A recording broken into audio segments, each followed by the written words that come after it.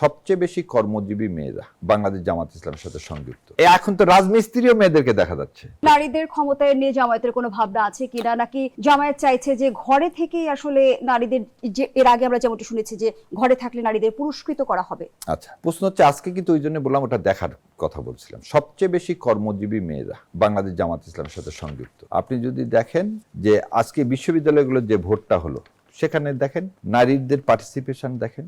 So এটা কথার কথা ঘরে বসিয়ে রেখে আপনি একটা লোক চাকরি করবে আর সবাই বসে থাকবে, এটা দিয়ে আর যাই হোক আজকের এই 20 শতাব্দীতে কোনো সমাজ ব্যবস্থা চলতে পারে না।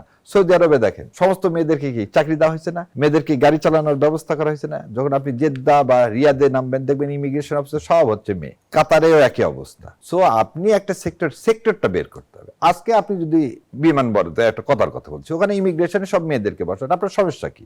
যেখানে মায়েরা মেয়েরা মোর সুইটেবল আপনি সেখানে দেন। এখন তো রাজমিস্ত্রিও মেয়েদেরকে দেখা যাচ্ছে, আপনি সব জায়গায় আছে। সো এখানে আপনি আলাদা করার কোনো সুযোগ নাই। কিন্তু আমাদের কথা হচ্ছে স্কিল যে ওয়ার্কার, সেই ওয়ার্কারটা আমাদের দেশে নাই, সেটা মেয়ে বলেন আর ছেলে বলেন। এবং এটা করার জন্য জামাত ইসলাম সবার জন্য একই প্ল্যাটফর্ম তৈরি করে রাখছে। আলাদা করে বাসায় রেখে দিবেন। আর 5 ঘন্টার কথা বারবার যেটা বলা হয়েছে, আজকে তো সে কথা বলা হয়নি, আজকে তো বলা হচ্ছে যে চাইবে সে অবস্থানটা সুযোগটা তৈরি করা।